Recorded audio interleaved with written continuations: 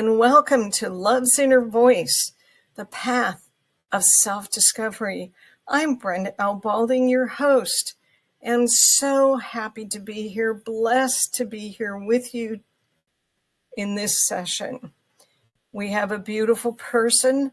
Her name is Gail Weiner, and we're going to be talking about overcoming dating challenges in midlife and beyond, and doing it mindfully.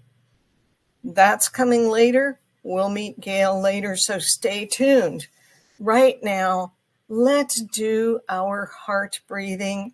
And for those of you that are new, we breathe in light and love and pretend it's coming into our heart, then into our lungs and down to our core.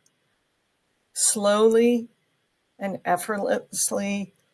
And as we breathe out to the light, breathe out anything that no longer serves you today or that you're ready to release.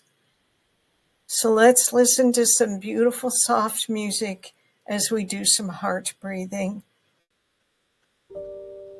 Breathe in to the count of 4 or 5, whatever works for you. And breathe out. And just let it calm your body, set for the day or evening.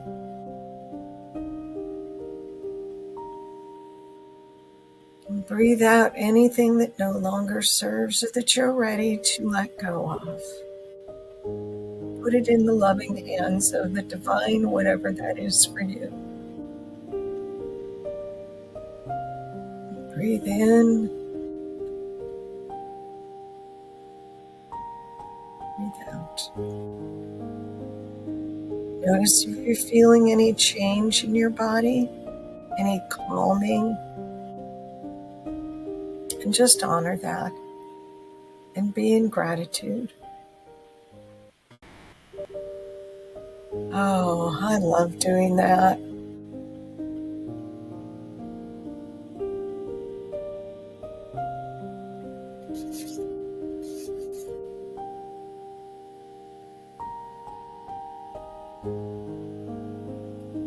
Thank you for being with me and for staying with me.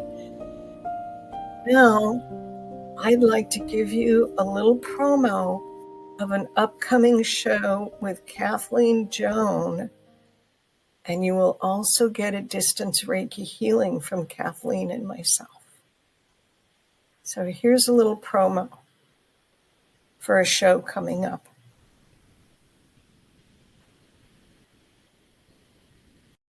And Brenda L. Balding here. The L stands for Love's Inner Voice, the path of self-discovery.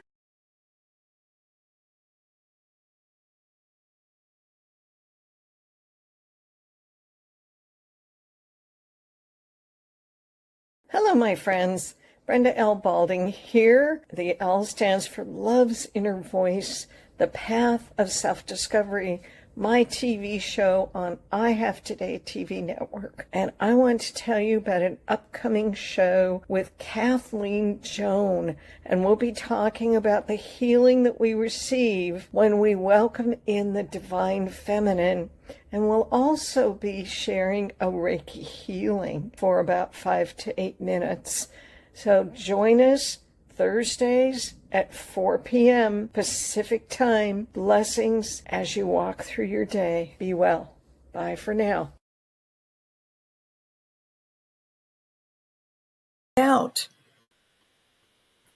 There's lots of other previously filmed shows that you can check out as well. So my guest, yes, I did mention my guest, Gail Weiner. She's in LMFT. She's a psychodynamic therapist with 40 years of experience helping individuals and couples to thrive. She speaks widely on relationship issues, has led empowered dating groups, written for 4 date stories, and taught graduate level human sexuality. As a certified writing teacher, Gail also uses writing as a transformational tool. She's the creator of DateWise, and you'll learn more about that in our conversation. A unique program designed for singles to use the search for love as a path for growth, healing, and empowerment. Clients learn to approach dating as a training ground to develop the skills of self-awareness for lasting intimacy. Gail has won awards as Best LMFT, Best Couples Therapist, and Best Mental Health Service Providers in the Pacific Sun and Marin Independent Journal. Please welcome Gail Weiner, LMFT. So glad you're here, Gail. Tell us a little bit more about your approach to life these days. Oh my goodness, my approach to life. Well, I adore my work, and it's a thrill and an honor to help people move past fears and limitations to live the life they were meant to have. That's really beautiful. Tell us a little bit more about what that looks like. Well, a lot of people may be familiar with therapy, but different therapists handle challenges in different ways. What the psychodynamic piece means as you mentioned in the introduction, for me, what it means to be a psychodynamic therapist is childhood really matters and stays with us. And so addressing that part of our experience is often the key to unlocking your capacity as a grown person. So I pay attention to childhood, to emotion, and I'll leave it there for now. Okay. One of the things that you've mentioned, and that when we talked a couple of weeks ago, is that there are a lot of programs and approaches for finding love and loving relationships, and that you work with single women and help them overcome their biggest challenges. I would love to have our audience hear more about the uniqueness of that. Yeah. Well, I developed a program really on the heels of my own divorce and attempts to find a lasting, satisfying relationship. And I did a lot of studying and workshops, went back into my own therapy. And at the end of that process, honed in on a couple things that I think are the key issues to deal with when you want to change the quality of your romantic relationships. And those things are temperament, emotional attachment, imago repetitions, and then writing a great online profile and learning how to interpret what you see in other people's profiles, and then setting the relationship off in a solid way by how you communicate early on. So these are the areas that the DateWise program focuses on, based on really research-backed evidence of what really works. And I developed it. No one else does it this way. So it's totally unique.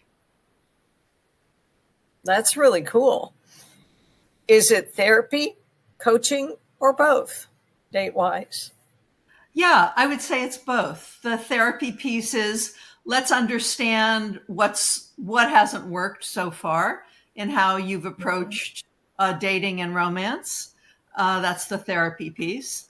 And the coaching piece has to do with homework assignments. What are you working on this week? Small experiments in different behaviors, and then paying attention to what happens in real life when you try something differently. Mm-hmm. So there's a very active, conscious experimentation that happens week to week. Mm-hmm. And how much you mentioned earlier about our childhood, and it's still, our little girl is still part of us, our teenager is still part of us. How do those beliefs, core beliefs is what I call them, affect all of this in young, midlife, and older women as we're going through? Because all of them, I'm sure, are looking for, some of us maybe not romance, just a loving relationship. And I think that DateWise can help with that too, correct? Absolutely, absolutely. Yeah, let me give a quick example of emotional attachment styles. A lot of people are familiar with this. There are three, essentially three basic ones. You can have a secure attachment, anxious attachment, or an avoidant attachment. And these come from how your caretakers related to you when you were growing up and getting your idea about who you were as a person and what you can and cannot expect from other people. So, of course, that follows through in how you treat all the relationships in your life. So, if someone had a parent who was sometimes available and sometimes not, sometimes attentive and loving, sometimes not. And that can be for all kinds of reasons. The parent has their own emotional issues. There may be addiction, there may be abuse, there may be more subtle things around availability. So if, sorry, just had a little tech getting off. There we go. When somebody is inconsistent with you in this vulnerable early period, you don't know your own value. You question, what do you need to do to get the other person to stay with you? That's the anxiety of feeling you're not good enough as you are, that you have to prove yourself, and the other person becomes idealized. You tend to be very anxious when you're not in a relationship. So you get into relationships too quickly with inappropriate people who can't give you what you need. And you're reluctant to leave a relationship even when you have lots and lots of evidence that it's not working for you. Those are Mm-hmm. all characteristics of an anxious attachment style. So for people like this, one of the things you can do in dating to develop a more secure style is to date multiple people at once to um, dilute the intensity of your need and your idealization for one person in particular. It helps to keep you from attaching too soon before you know if you're actually a match. So there are various other strategies, but depending on your emotional attachment style, you'll date differently, or it's ideal if you learn how to date for your attachment style to become more secure as you date. Does that make sense? It does make sense. You mentioned temperament style. What do you mean by that? I know what you mean, but I don't know if the audience does. Sure. Yeah. Yeah. Well, there are eight um, axes of temperament. Four of them really helpful if you're the same as your partner. Four of them, it's fine if you're different or the same. It depends on what works best for you. Mm-hmm. So, for example, one of them where it's really helpful to be similar is, do you prefer variety or do you prefer predictability? If you're with a Oh. let's say you prefer variety and your partner prefers predictability. And, you have a standing Saturday night date to go out. And every time, every Saturday rolls around, one of you wants to try somewhere new, and the other one wants to go to the same neighborhood place that's cozy and familiar, and everybody knows their name. So every Saturday night, there's going to be a conflict. And one person could give up what they want, but long term, that's not going to be satisfying. Um, these are areas where compromise will ultimately make you feel like you're not living the life you want to be living. Even though Sometimes compromise is really recommended in relationships? it totally depends on what the compromise is about. If Ah, you compromise your fundamental approach to life, then this is not a relationship that will strengthen and empower you. So, what are the things where you need to compromise, and what are the things that you actually need to stick to your guns and decide this is not a good match for me? So that this is one of the ways in which temperament is hugely helpful, so that before you feel like, oh, I've invested so much time, I've got to stay in this relationship, which is also sort of a fallacy. The amount of time you've spent in a relationship shouldn't determine whether you stay in it or not, in my opinion. mhm. So So in anything, go ahead. Go ahead. as you're working with people, there's a lot of learning and a lot of exploring and a lot of learning more about who I am or who they are so that they can show up more authentically and honestly in a relationship. Whether, and dating, we think of the word dating and it's like, oh, I want to get married and all of that. Well, dating is really about learning who a person is and learning if you want to spend time with that person. And it can be male or female. It doesn't really matter. Yes. Because for me, it starts out with friendship. And the only way that I can find a friendship relationship to begin with is to date or have a meeting, whatever word we want to use, with that person. Yeah. And tell us a success story. Sure. Yeah. Let me follow up on this temperament idea. I worked. Okay, I worked. perfect. I worked with a woman in her late 60s, and she had been divorced for about 10 years. She'd barely had a conversation with a man in that time, no less date somebody. And she felt like there was something wrong with her. This was partly an idea she had from her long marriage, where her husband more and more over the years criticized her for limiting him and limiting them because she wanted predictability. She liked to spend time with the people that they knew in the places that were familiar, having traditions and rituals that were part of a shared life and a shared community. He always wanted to go somewhere new, try something new, meet someone new. And he basically said, "You're boring and you're keeping me from living my best life."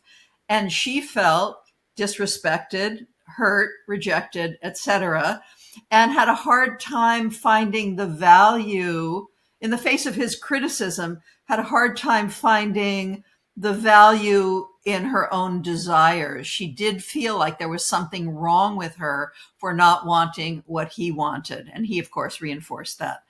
So when we did the temperament analysis over the 8 different areas, and she saw how far he was at the furthest end of wanting variety. She was at the furthest end of wanting Oh, predictability. dear. And she started to cry and said, "Oh my God, there was nothing wrong with me. We were ultimately incompatible. This was never going to change.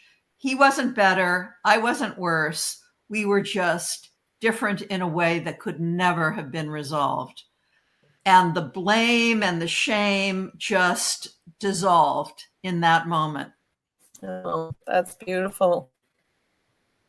Yeah, It, it really is about knowing ourselves, but also knowing that our brain has built-in ways of looking at life and experiencing life.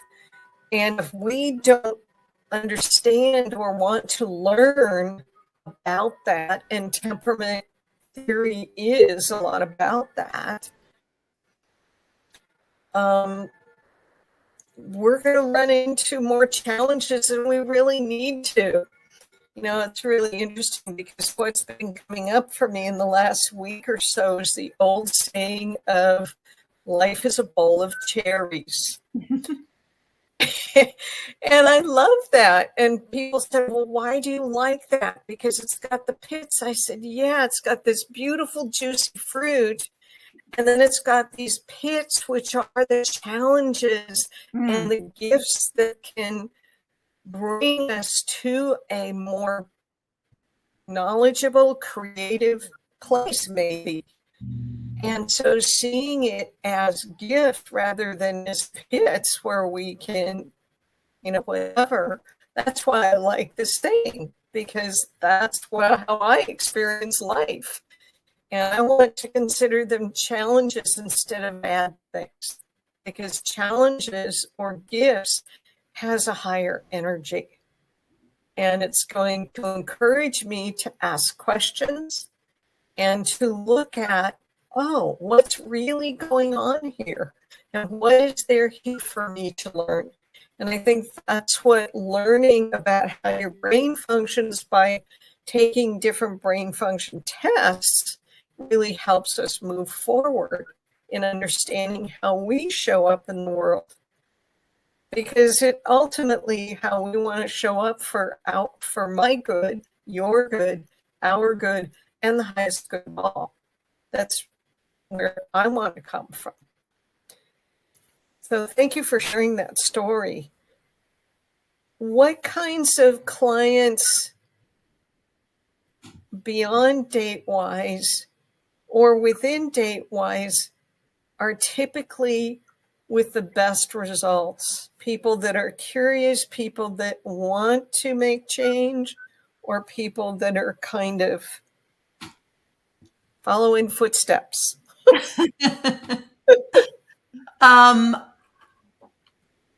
I think the first prerequisite for having a successful therapy experience is believing that you have something to do with the challenges that you're facing, even if you don't know what that is. Yep. And that, can cut both ways. On the one hand, you can feel that, like we were talking about before, there's something wrong with you. Oh no, maybe that means I can never make it work. But with the right kind of help, you absolutely can change your patterns. So if you have a sense that you have the capacity with help to change these behaviors, even if you don't know what they are, change this mindset, change your emotional, your emotional background, then I think therapy can be very, very effective. And interestingly, another thing that's really key in making therapy work is feeling like your therapist understands you, of course, but also cares about you. That creates a much more successful outcome.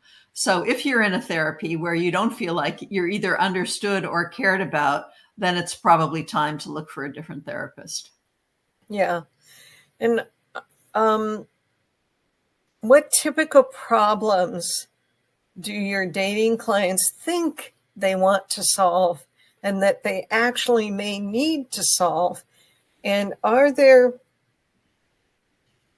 differences? Yeah, yeah, there absolutely can be differences. Yeah. I mean, again, our culture encourages us to look for things in a partner that have absolutely no connection to how happy you will be. So, Mm, how tall are they? What car do they drive? you know, uh, how much money do they make beyond a certain point of not having to worry about money every month? The amount of money somebody has no inherent relationship to happiness. And right, so people overvalue certain things and then they undervalue other things. And so if right. somebody says, "Well, I'm not finding enough quality men," what does a quality man mean to you? And what do you really need to be looking for that has a proven relationship to your long term happiness? So, for example, I help the women that I'm working with look for conscientiousness. This is one of the things that's actually proven to lead to a great relationship. So, can somebody roll up their sleeves and work on a problem and feel like this is part of life, this is part of being close with someone? Or do they resent anything that do they resent a woman who says, "Hey, I think we should talk about this.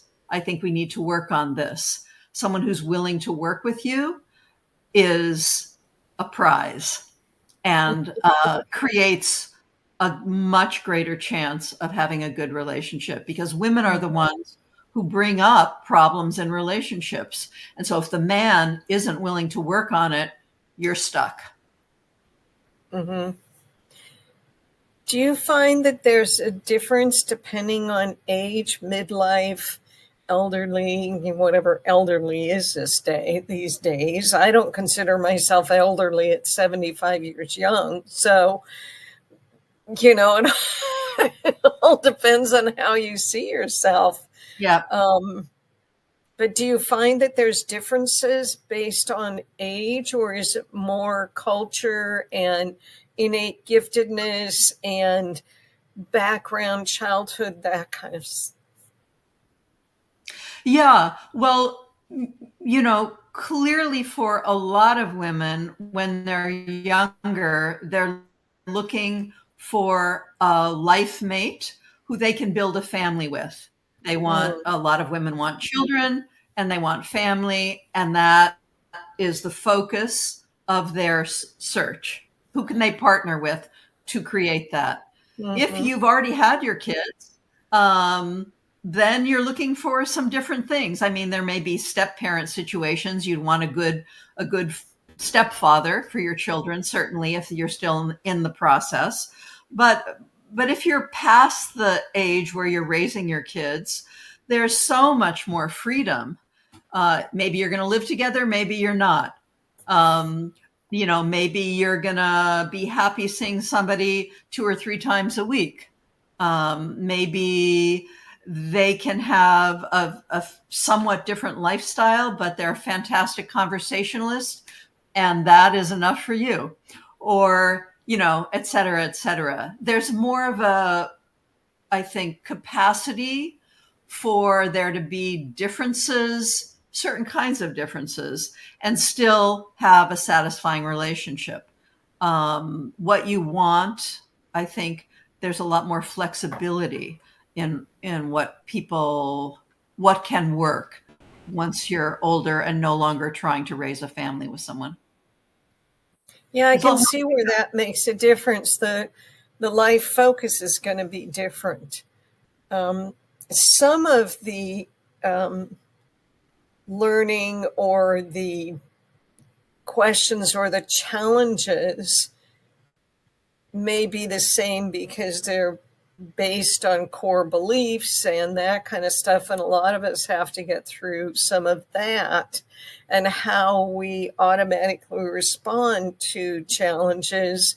We can change how we respond to challenges if we sit and notice them and ask who's driving the bus when I'm feeling this way, because a lot of them, in my experience, are based on feelings or emotions.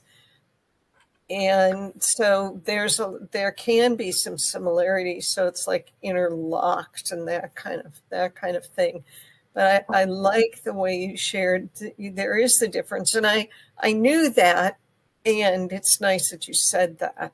Is there anything else about all of this that you want to share with us, and how Deep Datewise is really a therapy tool for you? Yeah. Well, I would say an issue that transcends age is trust. Mm. Can you open up enough, be vulnerable enough to develop uh, a kind of warmth and interdependence that makes you feel safe, that gives you a sense of belonging, that helps you feel like there's someone in the world who really has your back. And so many people want that, but they are too afraid to trust based on their past experience. And so a common way people deal with not feeling able to trust is to shut down in one way or another. They'll use sex instead of emotional intimacy. They'll end relationships prematurely for things that are not really deal breakers. They'll Mhm. confuse what's a deal breaker and what isn't. Or Mhm. um, their expectations will be so low that for themselves and for other people that they will stay in relationships that are damaging for far too long. So these are all trust issues. And how to understand yourself and other people's behaviors well enough that you don't have to shut down as a way of protecting yourself, but rather you can use your observation and self knowledge as a way to protect yourself. So Mm. that's a really, really huge difference in dating in a sort of empowered way versus an unconscious way. Thank you for sharing that. You mentioned sex versus emotional intimacy. Can you speak a little more about that? Especially the emotional intimacy part. We all get the sex part, I think. Um, if I understand the question right, and correct me if I don't, um, are you saying what does emotional intimacy really require? What is that about? Yes. Give us a little bit more information about what emotional intimacy looks like. Yeah. Okay. So, one example is a feeling secure enough within yourself and entitled enough that you can say, this isn't working for me. Uh, I think it would be better if we did X instead of Y. Or would you be able to change this thing? Would you be willing to look at this thing with me? This is a problem for me. So part of it has to do with communicating your needs, which Mm, many women are afraid to do. yep. Or if they're not afraid to do it, by the time they get to it, there's so much anger, so much resentment, and so much hurt that they communicate it in a way that makes it hard for their partner to actually respond. So, catching your needs early, honoring them early, communicating them skillfully, giving your partner the best possible chance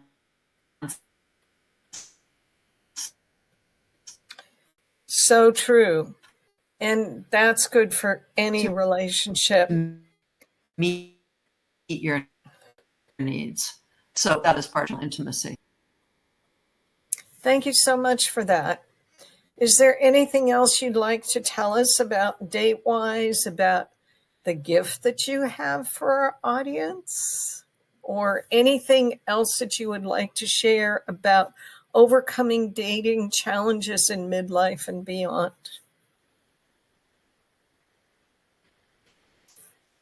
Hmm.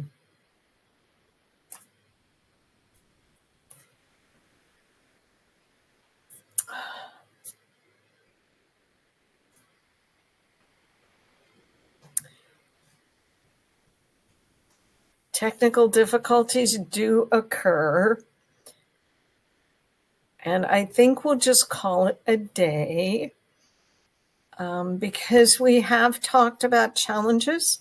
We've talked about midlife and beyond, and we've talked about how important it is for us to know ourselves. Because until we're willing, or I'm willing to do and to get to know and to ask who I am and how I respond to any given situation, I can't be present for anyone else. And that can be a gift. That can be a bowl full of cherry pits that I'm not willing to learn from.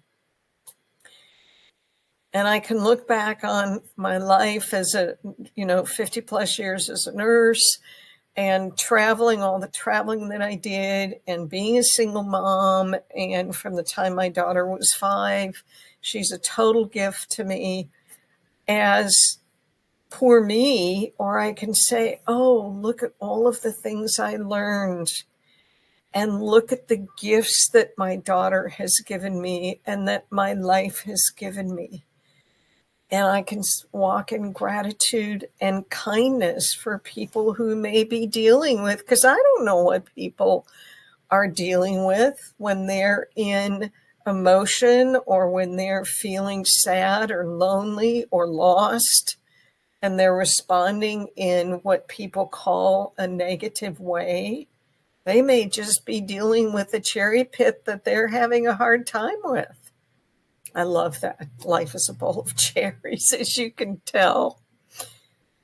So, it is a lovely way of looking at life when I can be present in any moment, because it truly is, all we have is now. All we have is today, and learning to be the best that I can be, and being willing to say, oops, I made a mistake. I said a word or made a statement to someone that was a little bit hurtful, and that was totally unintentional. And then being honest and truthful about where I am and what I chose to do. That's hard. Walking in honesty, walking in hope, walking in faith and trust. Like Gail talked about how important trust is. And it's trust in ourselves as well as trust in whoever we're creating a relationship with. This has been a wonderful hour with some technical difficulties. Gail may join us again, and if she does, that's great. And if she doesn't, I need to be okay with that. Let's show her gift and her email address for the audience, please. Thank you. If you wish to have a 1-hour consult with Gail, you can sign up at gailweinerimft.com. And that's WEINER is her last name. And then lmft.com. Or you can email her at datewise at icloud.com. And that is now up on the screen. So collect your 1 hour free gift if you wish with Gail and find out what you may want to learn, what you may want to let go of, and how your life is going and how you want it to go. And it seems like Gail might be back. How beautiful is that? If she is, we will bring her back on again. And if she isn't, that's okay too. Because, we have challenges even in the technology world. And it's about how we choose to walk in that challenge. Isn't that the truth? And Gail had mentioned that there are times that we don't really like seeing what the truth is. That's part of being honest with ourselves. We can play, we can dance. I love when I'm in emotion and I'm just dealing with something that I don't really want to deal with. I'll dance around the house. I will pick up my maracas and play until I can calm down, and I'll also do some heart breathing or sit in my infrared sauna and just relax and calm down so that I can figure out what is it that you're feeling and what's going on. And that takes courage and willingness. And I know that you have courage and willingness. I want to share the promo again for Kathleen Joan. She is coming up as a guest in the future, near future, and you'll get a Reiki healing from her and from me.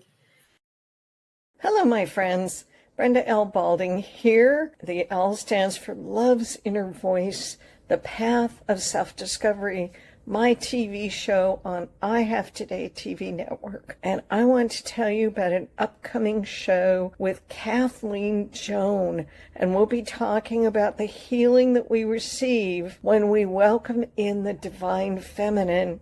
And we'll also be sharing a Reiki healing for about 5 to 8 minutes.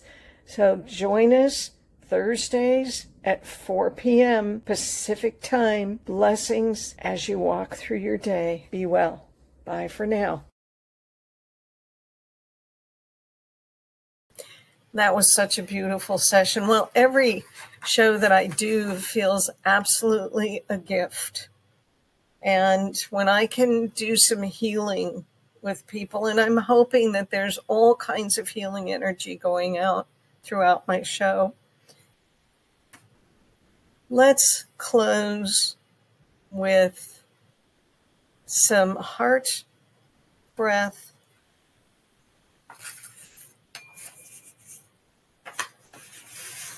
some soft music,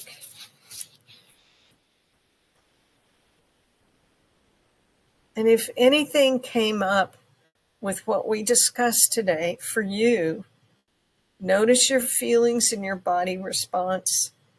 Learn from it, ask about it, and if it's appropriate, follow up on it. And if not, let it go during our breathing. So let's do some deep heart breathing.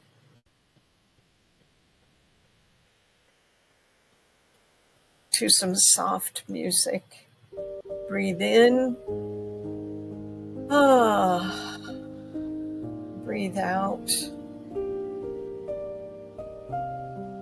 Sometimes I love making a heart where I put my hands together and I breathe in and I create a heart and I put my hands out to the universe, and then I bring any loving energy back to my heart. Breathe out anything that you're ready to release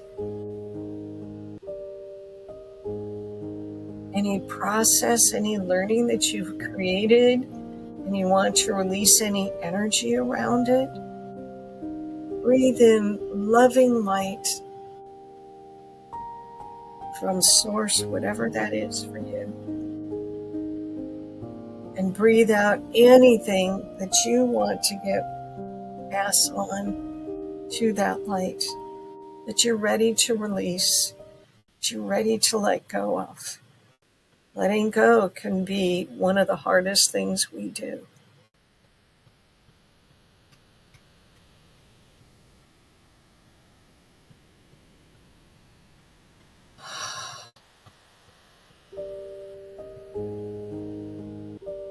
Thank you for being with us today. I've been so blessed. Be well, be strong, be in the now. Know yourself for your good, our good, and the highest good of all. Blessed be. Keep breathing.